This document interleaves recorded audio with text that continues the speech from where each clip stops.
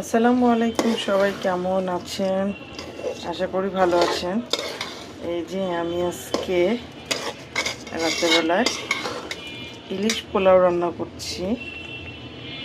তো এই যে ইলিশ মাছকে ভালো করে কষিয়ে মশলা দিয়ে উঠায় রাখছে। এখন এটা বাকি মশলাটাতে এই যে পোলাও চাল দিয়ে দিলাম। এখন এটাকে কষাবো। তো অনেক দিনই খাওয়া হয় না, তো চিন্তা করলাম আজকে খাই একটু ইলিশ পোলাও। তো এই যে রান্না করতেছি এখন। ইলিশ পোলাওটা খেতে ভালোই লাগে। আর এখানে মাছ কষায় রাখছে, এখন পরে দিব। এই তো ভালো করে চালটা কষানোর পর এই যে আমি এখন একটু গরম পানি দিয়ে দিলাম। এটা ঝরঝরে হলে তখন মাছটা আমি উপরে দিয়ে একটু দমে রাখবো।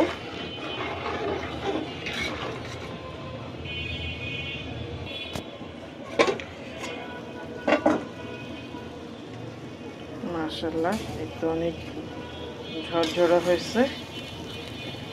তো এখন আমি ইলিশ মাছটা দিয়ে দিব, দিয়ে একটু দমে রাখবো। তাহলে হয়ে যাবে আমার ইলিশ পোলাও। এই যে ইলিশ মাছটা আমি দিয়ে দিলাম। আসলে ইলিশ মাছগুলো একটু ছোটো হয়ে গেছে, তারপর কিছু করার নাই, তো খেতে তো হবে। তো এই যে আমি বাকি ঝোলটা দিয়ে এখন পোলাও দিয়ে দমে দিয়ে রাখবো 5 মিনিট। আর হালকা করে উপরে একটু ঘি ছিটিয়ে দিব, হয়ে যাবে আমার ইলিশ পোলাও। তো এইভাবে একদম এখন আমি দমে দিয়ে রাখবো 5 মিনিট। এই তো হয়ে গেল আমার ইলিশ পোলাও। এই যে অনেক ঝরঝরা হয়েছে, আর দেখতেও মাশাআল্লাহ কি সুন্দর হয়েছে। তো এখন খাওয়ার পালা। এভাবেই দমে থাকবে। শেষ হয়ে গেছে, আমি চুলা নিয়ে দিয়েছি। আর এখানে এটার সাথে মানে টমেটোর সালাদ আমার খুব পছন্দ ইলিশ পোলাওর সাথে। তো আমি টমেটো, পেঁয়াজ, আর আমি সালাদ একটু পেঁয়াজ কাঁচামরিচ বেশি খাই। আর ধনিয়া পাতা তো মাস্ট থাকবেই।